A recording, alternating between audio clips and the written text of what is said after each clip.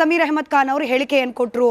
ಸತೀಶ್ ರೆಡ್ಡಿ ಅವರ ಖಾಸಗಿ ಗನ್ಮ್ಯಾನ್ ಅವರ ಬುಲೆಟ್ನಿಂದ ಹಾರಿದ ಗುಂಡಿನಿಂದ ನಮ್ಮ ಪಕ್ಷದ ಕಾರ್ಯಕರ್ತ ಅಮಾಯಕ ರಾಜೇಶ್ ಅಲ್ಲಲ್ಲ ರಾಜಶೇಖರ್ ಸಾವನ್ನಪ್ಪ.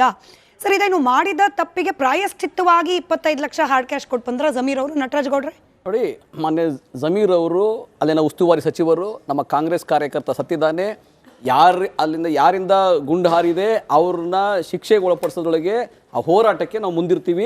ಮತ್ತೆ ಸತ್ತವರಿಗೆ ನ್ಯಾಯ ಸಿಗಬೇಕು, ಸಂತಾಪ ಆಗಬೇಕು, ಶೋಕ ಆಗಬೇಕು. ಈಗ ಬೊಮ್ಮಾಯಿ ಅವರು ನೆಟ್ಟರ್ ಅಂತ ಒಬ್ಬ ಬಿಜೆಪಿಯ ಕಾರ್ಯಕರ್ತನಿಗೆ 20 ಲಕ್ಷ ಕೊಟ್ಟು ಬಂದ್ರು. ನಾನು ಹೇಳಲ್ಲ ಅದಕ್ಕೇನೋ ಕಾಂಪನ್ಸೇಷನ್ ಅಂತ, ಆದರೆ ಒಂದಂತೆ ಮಾನವೀಯತೆ ದೃಷ್ಟಿಯಿಂದ ಒಂದು ಸಂತೈಸಲಿಕ್ಕೆ ಆ ಹಣವನ್ನು ಕೊಟ್ಟಿರ್ತಕ್ಕಂಥದ್ದು ಜಮೀರ್ ಅವರ ದೊಡ್ಡ ಗುಣ. ಹಾಗಾಗಿ ನಾನು ಜಮೀರ್ ಅವರಿಗೆ ಅಭಿನಂದನೆ, ಕಾಂಗ್ರೆಸ್ ಕಾರ್ಯಕರ್ತನಾಗಿ ಅಭಿನಂದನೆ ಸಲ್ಲಿಸ್ತೀನಿ. ಮತ್ತೆ ಆ ಶೋಕದಲ್ಲಿ ನಾವೆಲ್ಲ ಭಾಗಿಯಾಗಬೇಕು. ಯಾವ್ಯಾವ ರೀತಿಯಲ್ಲಿ ಭಾಗಿಯಾಗ್ತೀವಿ, ನಾವು ಹಣ ಕೊಟ್ಟು ಭಾಗಿಯಾಗ್ತೀವ, ಸಂತಾಪದಲ್ಲಿ ಭಾಗಿಯಾಗ್ತೀವ. ಪಕ್ಷದವರಾದ್ಮೇಲೆ ಅದ ಹೆಂಗ್ ಸರ್ ನಾವು ದುಃಖದಲ್ಲಿ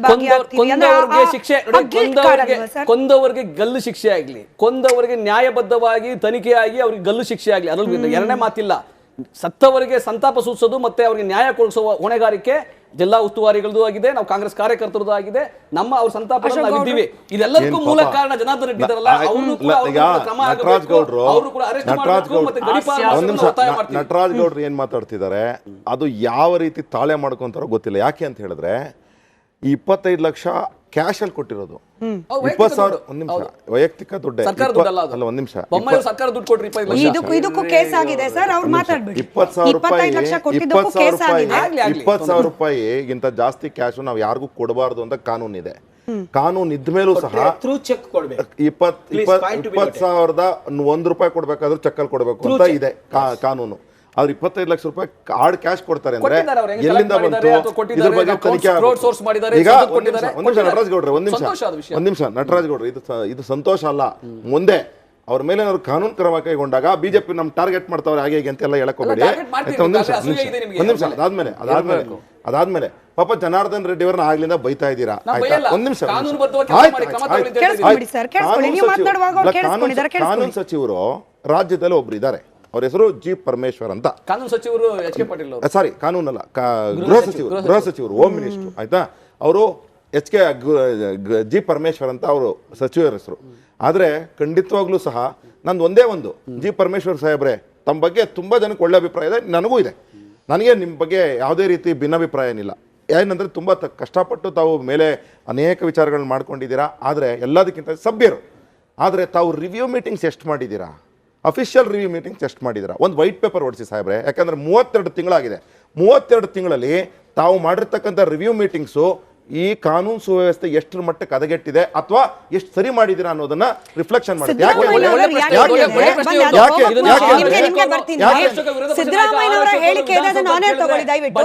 ಇವತ್ತು ಮುಖ್ಯಮಂತ್ರಿ ಸಿದ್ದರಾಮಯ್ಯನವರ ರಿಯಾಕ್ಷನ್ ಇದೆ, ಅದನ್ನ ಸೂಕ್ಷ್ಮವಾಗಿ ಗಮನಿಸಿ ಕೇಳಿಸ್ಕೊಳ್ಳಿ ಎಲ್ಲರೂ. ರಿಕ್ವೆಸ್ಟ್ ಮಾಡ್ತೀನಿ. ಸಿದ್ದರಾಮಯ್ಯನವರ ಹೇಳಿಕೆ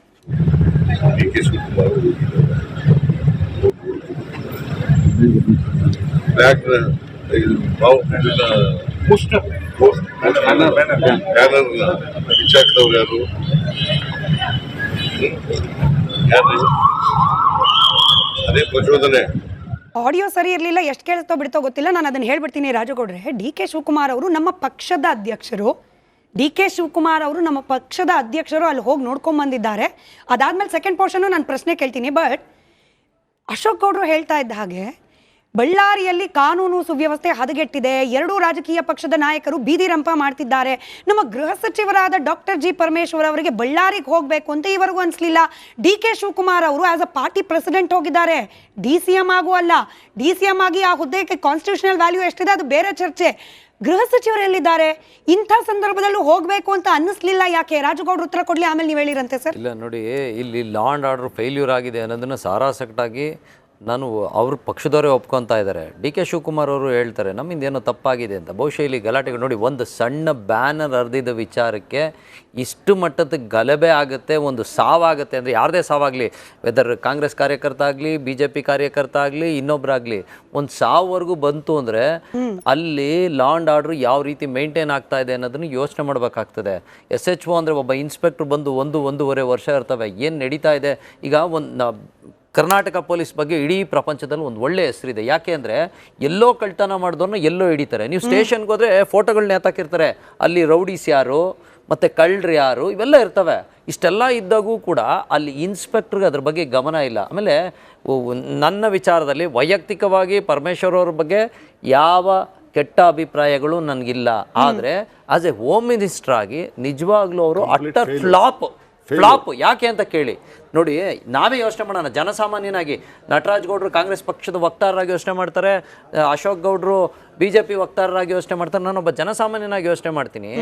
ಈಗ ಇವತ್ತು ಬಂದು 12 ಗಂಟೆಗೆ SP ಪಾದಾರ್ಪಣೆ ಮಾಡಿದ್ದಾರೆ, ರಿಪೋರ್ಟ್ ಮಾಡ್ಕೊಂಡಿದ್ದಾರೆ. ಸಂಜೆ 11 ಗಂಟೆಗೆ ಗಲಾಟೆ ಆದಾಗ ರಿಪೋರ್ಟ್ ಕೊಡಬೇಕಾದ್ದು ಸರ್ಕಲ್ ಇನ್ಸ್ಪೆಕ್ಟರ್ ಕರ್ತವ್ಯ, DYSP ಕರ್ತವ್ಯ. ಆಯಿತು, ರಿಪೋರ್ಟ್ ಕೊಟ್ಟರು, ನೀವು ತಗೊಂಡ್ರಿ. ಸಂಜೆ 9 ಗಂಟೆಗೆ ನೀವು ಸಸ್ಪೆಂಡ್ ಮಾಡ್ತೀರಿ. ಸಂಜೆ 8 ಗಂಟೆಗೆ ಅವ್ರು ಹೇಳ್ತಾರೆ ನಾವೆಲ್ಲ ಅಲ್ಲಿ ಸೇರಿದು ಅಂತೇಳಿ. ನಮ್ಮ ಈಗ ಕಾಂಗ್ರೆಸ್ ಕಾರ್ಯಕರ್ತ ಅಧ್ಯಕ್ಷರು ಯಾರೋ ಒಬ್ಬರು ಹೇಳಿದ್ರು, ಒಂದು 5,000 10,000 ಅವ್ರು SP ಹೇಳಿರೋದು ಬಿಟ್ಬಿಡೋಣ. ನಾನು 8 ಗಂಟೆಗೆ ನಾವೆಲ್ಲ ಕಾಂಗ್ರೆಸ್ ಕಾರ್ಯಕರ್ತರು ಒಂದು ಪಾದಯಾತ್ರೆ ಹೋಗೋಣ ಅಂತೇಳಿ ನಾವು ಸೇರಿದು ಅಂತ. ಸೊ ಇಂಥ ಐತಗ್ರ ಘಟನೆ ಆಗಿದೆ. ಮತ್ತು ಅವರ ಕಾರ್ಯಕರ್ತನ ಒಬ್ಬನ ಲೀಡ್ರ್ ಮೇಲೆ, ಸತೀಶ್ ರೆಡ್ಡಿ ಅನ್ನೋ ಲೀಡ್ರ್ ಮೇಲೆ ಗಲಾಟೆ ಆಗಿದೆ. ಅವನ್ನ ತಗೊಂಡೋಗಿ ನೀವೇನು ಮಾಡಿದಿರಿ, ಹಾಸ್ಪಿಟಲ್ ಅಡ್ಮಿಟ್ ಮಾಡಿದಿರಿ. ಅಡ್ಮಿಟ್ ಮಾಡಿದಾಗ ಅವ್ರ ಗನ್ಮ್ಯಾನ್ಗಳೆಲ್ಲ ಇಲ್ಲಿ ನಿಂತ್ಕೊಂಡು ರೋಡಲ್ಲಿರೋ ಜನಕ್ಕೆ ಸೆಕ್ಯೂರಿಟಿ ಕೊಡ್ತಾ ಇದ್ದಾರೆ. ಗನ್ಮ್ಯಾನ್ ಅಂದ್ರೆ ಪದದ ಅರ್ಥ ನಾವು ಯೋಚನೆ ಮಾಡಬೇಕು. ಅದನ್ನೇ ಗನ್ಮ್ಯಾನ್. ಏನಾರು ಆಗ್ಲಿ, ಗನ್ಮ್ಯಾನ್ ಅಂದಿದ ತಕ್ಷಣ ಖಾಸಗಿನೋ ಸರ್ಕಾರಿನೋ. ಈಗ ಒಬ್ಬ ಸರ್ಕಾರಿ ಗನ್ಮ್ಯಾನ್ ಅಂತ ಕೊಟ್ಟಾಗ ಆತ ಕೂತಾಗ ನಿಂತಾಗ ಅವ್ನ ಬೆನ್ನಲ್ಲಿ ನಿಂತ್ಕೋತಾರೆ. ಅವನ್ನ ಹಾಸ್ಪಿಟ್ಲಿಗೆ ತಗೊಂಡೋಗಿ ಬಿಸಾಕ್ಬಿಟ್ಟು ಇಲ್ಲಿ ಬಂದು ನಿಂತ್ಕೊಂಡು ಫೈರ್ ಮಾಡ್ತಾರೆ ಇವರು. ಅಂದ್ರೆ ಇವರು ಗನ್ಮ್ಯಾನ್ ಅಂತ ಕರ್ಕೊಂಬಂದಿಲ್ಲ, ಇವ್ರ ಪರವಾಗಿ ಜನಗಳನ್ನ ಶೂಟ್ ಮಾಡಕ್ ಕರ್ಕೊಂಬಂದಿದ್ದಾರೆ ಅನ್ನೋದು ಜನಕ್ಕೆ ಮನವರಿಕೆ ಆಗುವಂತ ವಿಚಾರ. ಇಷ್ಟೆಲ್ಲ ಆದ್ರೂ ಕೂಡ ಹೋಮ್ ಮಿನಿಸ್ಟರ್ ಆದವರು ಸ್ಥಳಕ್ಕಾರು ಹೋಗ್ಬೇಕಾಗಿತ್ತು. ಎರಡನೇದು, ಅವ್ರ ಕೆಳಗ್ ಕೆಲಸ ಮಾಡ್ತಾರೋ ಇನ್ಸ್ಪೆಕ್ಟರ್ನ, DYSPನ, ಅಡಿಷನಲ್ SPನ ಮುಟ್ಲಿಲ್ಲ. ಇವ್ರು ಯಾಕೆ ಅಂದ್ರೆ ಅಲ್ಲಿ MLA ಮಿನಿಟ್ ಕೊಟ್ಟಲ್ಲಿ ಹಾಕ್ಸ್ಕೊಂಬಂದಿರ್ತಾರೆ ಅವ್ರು ಹೇಳ್ದಂಗೆ ಕುಣಿಲಿಕ್ಕೆ. ಇವಾಗ ಆಗಿರುವಂತ ಘಟನೆ ದಾಖಲಾತಿಗಳೆಲ್ಲ ತಿದ್ದಕ್ಕೊಬ್ರು ಚೇಲಗಳು ಬೇಕಲ್ಲ, ಆ ಚೇಲಗಳ ಕೆಲಸ ಅವ್ರು ಮಾಡ್ತಾ ಇರ್ತಾರೆ.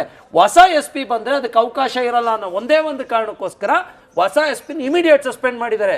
ಇಲ್ಲಿ ಕಾನೂನನ್ನ ತಮ್ಗೆ ಹೆಂಗ ಬೇಕಂತ ತಿದ್ದಕ್ಕೆ ಪ್ರಯತ್ನ ಮಾಡ್ಕೊಳ್ಳಿಕ್ಕೆ ಈಗಾಗಲೇ 3 ದಿನ ಆಗೋಯ್ತು. ಅವ್ರಿಗೆ ಹೆಂಗ ಬೇಕಂಗೆ ಡಾಕ್ಯುಮೆಂಟ್ಗಳನ್ನೆಲ್ಲ ತಿರ್ಚಿ ಸಾಕ್ಷಿಗಳನ್ನೆಲ್ಲ ಕೊಂದಾಕಿ ಚರ್ಚೆ ಮಾಡೋಣ ಸರ್. ಇವತ್ತು ಲೋಕಲ್ ಪಾಲಿಟಿಕ್ಸ್ ನೀವು ಹೇಳಿ ಜಮೀರ್ ಅಹಮದ್ ಖಾನ್ ಅವರು ಹೇಳಿಕೆ ಏನ್ ಕೊಟ್ರು? ಸತೀಶ್ ರೆಡ್ಡಿ ಅವರ ಖಾಸಗಿ ಗನ್ಮ್ಯಾನ್ ಅವರ ಬುಲೆಟ್ನಿಂದ ಹಾರಿದ ಗುಂಡಿನಿಂದ ನಮ್ಮ ಪಕ್ಷದ ಕಾರ್ಯಕರ್ತ ಅಮಾಯಕ ರಾಜೇಶ್ ಅಲ್ಲಲ್ಲ ರಾಜಶೇಖರ್ ಸಾವನ್ನಪ್ದ.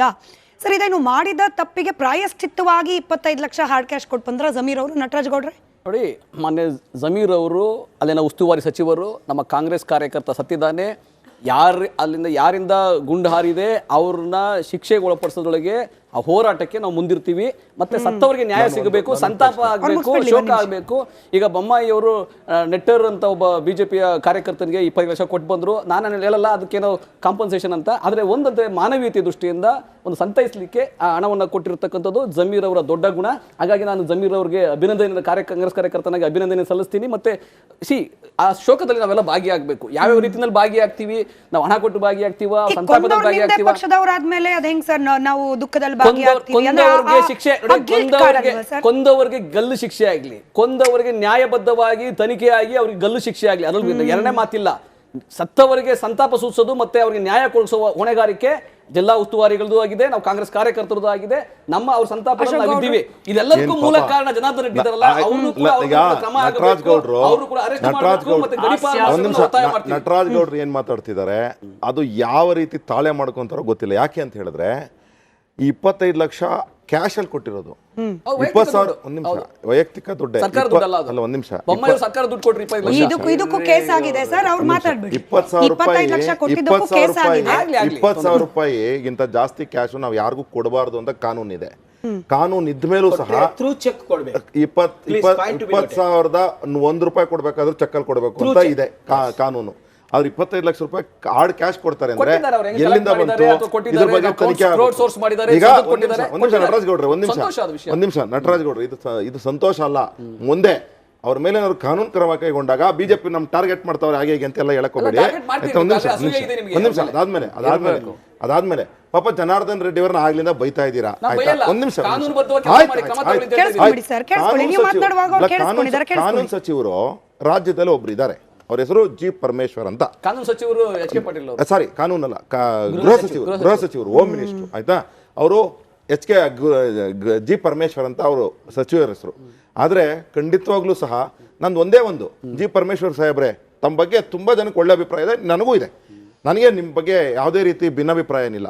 ಏನಂದರೆ ತುಂಬ ಕಷ್ಟಪಟ್ಟು ತಾವು ಮೇಲೆ ಅನೇಕ ವಿಚಾರಗಳನ್ನ ಮಾಡ್ಕೊಂಡಿದ್ದೀರಾ, ಆದರೆ ಎಲ್ಲದಕ್ಕಿಂತ ಸಭ್ಯರು.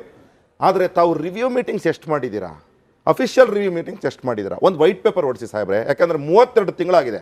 32 ತಿಂಗಳಲ್ಲಿ ತಾವು ಮಾಡಿರ್ತಕ್ಕಂಥ ರಿವ್ಯೂ ಮೀಟಿಂಗ್ಸು ಈ ಕಾನೂನು ಸುವ್ಯವಸ್ಥೆ ಎಷ್ಟರ ಮಟ್ಟಕ್ಕೆ ಹದಗೆಟ್ಟಿದೆ ಅಥವಾ ಎಷ್ಟು ಸರಿ ಮಾಡಿದ್ದೀರಾ ಅನ್ನೋದನ್ನ ರಿಫ್ಲೆಕ್ಷನ್ ಮಾಡಿ. ಸಿದ್ದರಾಮಯ್ಯನವರ ಹೇಳಿಕೆ ಇದೆ, ಅದನ್ನ ನಾನೇ ತಗೊಳ್ಳಿ ದಯವಿಟ್ಟು. ಇವತ್ತು ಮುಖ್ಯಮಂತ್ರಿ ಸಿದ್ದರಾಮಯ್ಯನವರ ರಿಯಾಕ್ಷನ್ ಇದೆ, ಅದನ್ನ ಸೂಕ್ಷ್ಮವಾಗಿ ಗಮನಿಸಿ ಕೇಳಿಸ್ಕೊಳ್ಳಿ ಎಲ್ಲರೂ. ರಿಕ್ವೆಸ್ಟ್ ಮಾಡ್ತೀನಿ. ಸಿದ್ದರಾಮಯ್ಯನವರ ಹೇಳಿಕೆ.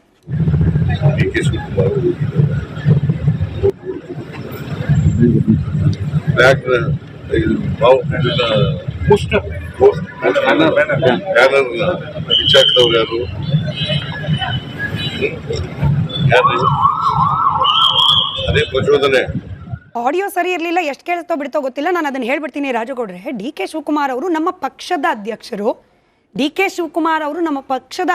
ಅಲ್ಲಿ ಹೋಗಿ ನೋಡ್ಕೊಂಡ್ ಬಂದಿದ್ದಾರೆ. ಅದಾದ್ಮೇಲೆ ಸೆಕೆಂಡ್ ಪೋರ್ಷನ್ ನಾನು ಪ್ರಶ್ನೆ ಕೇಳ್ತೀನಿ. ಬಟ್ ಅಶೋಕ್ ಗೌಡ್ರು ಹೇಳ್ತಾ ಇದ್ದ ಹಾಗೆ ಬಳ್ಳಾರಿಯಲ್ಲಿ ಕಾನೂನು ಸುವ್ಯವಸ್ಥೆ ಹದಗೆಟ್ಟಿದೆ, ಎರಡೂ ರಾಜಕೀಯ ಪಕ್ಷದ ನಾಯಕರು ಬೀದಿ ರಂಪ ಮಾಡ್ತಿದ್ದಾರೆ. ನಮ್ಮ ಗೃಹ ಸಚಿವರಾದ ಡಾಕ್ಟರ್ ಜಿ ಪರಮೇಶ್ವರ್ ಅವರಿಗೆ ಬಳ್ಳಾರಿಗೆ ಹೋಗಬೇಕು ಅಂತ ಇವರೆಗೂ ಅನಿಸ್ಲಿಲ್ಲ. ಡಿ ಕೆ ಶಿವಕುಮಾರ್ ಅವರು ಆಸ್ ಅ ಪಾರ್ಟಿ ಪ್ರೆಸಿಡೆಂಟ್ ಹೋಗಿದ್ದಾರೆ, DCM ಆಗೂ ಅಲ್ಲ. DCM ಆಗಿ ಆ ಹುದ್ದೆಗೆ ಕಾನ್ಸ್ಟಿಟ್ಯೂಷನಲ್ ವ್ಯಾಲ್ಯೂ ಎಷ್ಟಿದೆ ಅದು ಬೇರೆ ಚರ್ಚೆ. ಗೃಹ ಸಚಿವರು ಎಲ್ಲಿದ್ದಾರೆ?